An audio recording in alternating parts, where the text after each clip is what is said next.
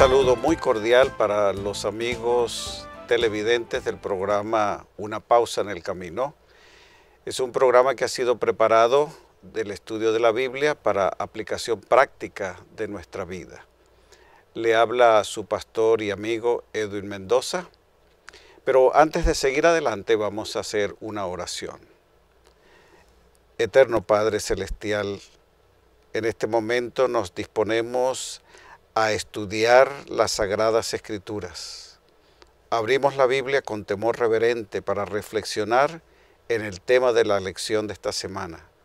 En el nombre de Cristo Jesús, amén.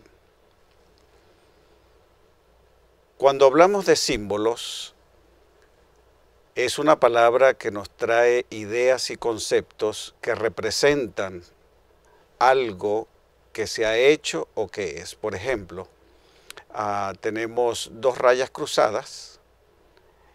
Hemos aprendido a verla como la cruz, una raya horizontal y una raya vertical.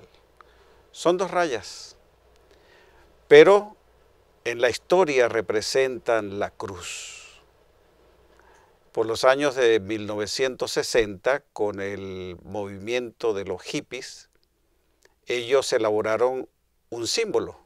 Es como una Y invertida en un círculo y llegó a representar el símbolo de amor y paz. Los automóviles y muchas otras empresas utilizan símbolos para mostrar su producto.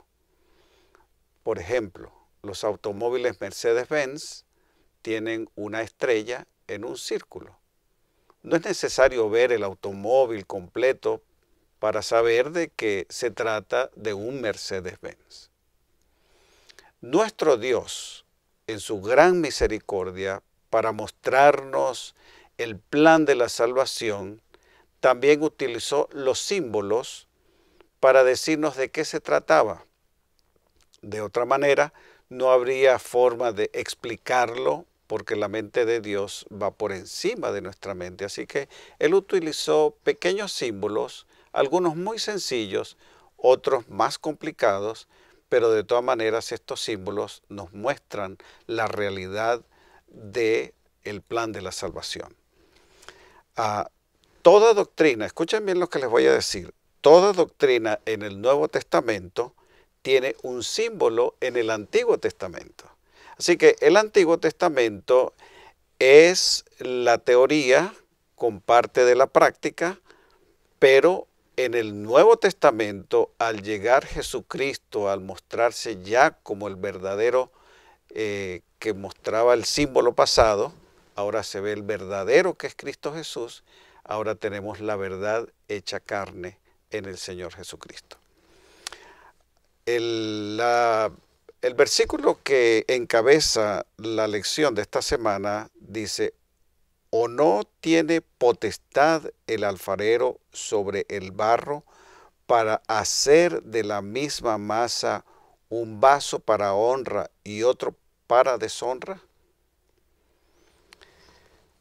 El símbolo del barro es comúnmente usado en las Sagradas Escrituras. Aquí hay dos palabras muy importantes en este versículo que quisiera destacarlos en el repaso de la lección, en el estudio de la lección. Uno de ellos es potestad. Potestad es tener autoridad. El carpintero tiene autoridad sobre la madera, sobre el martillo, el serrucho, los clavos, porque él es la persona que está manejando, es el artesano, el que conoce, el que entiende por dónde cortar las medidas, clavar y entonces formar de allí algo que pueda servir. En este caso se está hablando del alfarero, y el alfarero tiene autoridad sobre la masa de barro, sobre la arcilla. Esa autoridad se la da su experiencia. Si a mí me dan una masa de barro en este momento, de verdad que voy a hacer algo, pero no voy a hacer algo correctamente. La Biblia está especificando que nuestro Dios, nuestro Señor Jesucristo, es el alfarero por excelencia. Así que hay varios símbolos en las Sagradas Escrituras que nos ayudan a entender el plan de la salvación.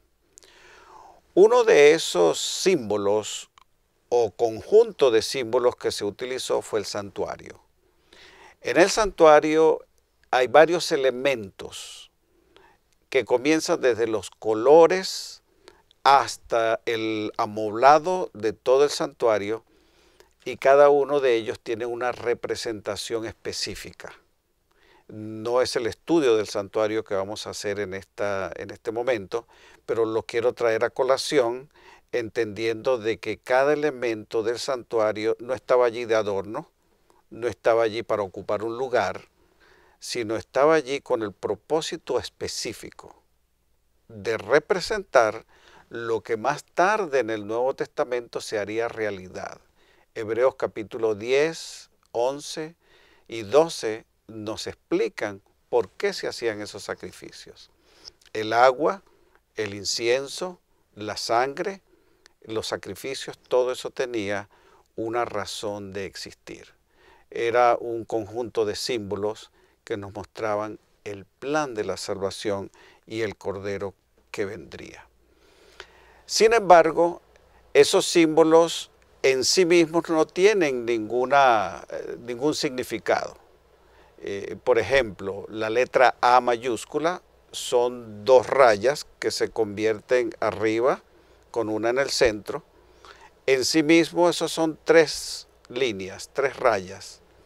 La combinación de esas rayas nos dan a nosotros ahora un significado, y es más, nos dan un vocablo utilizado junto con otros símbolos que llamamos letras, expresan ahora ideas.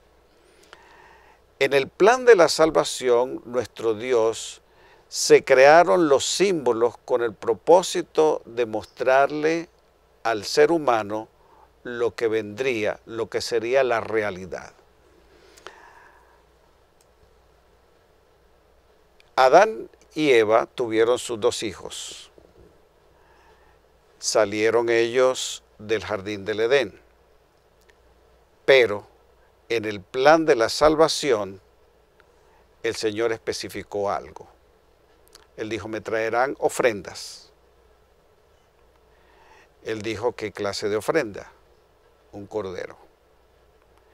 Ese cordero debía ser escogido.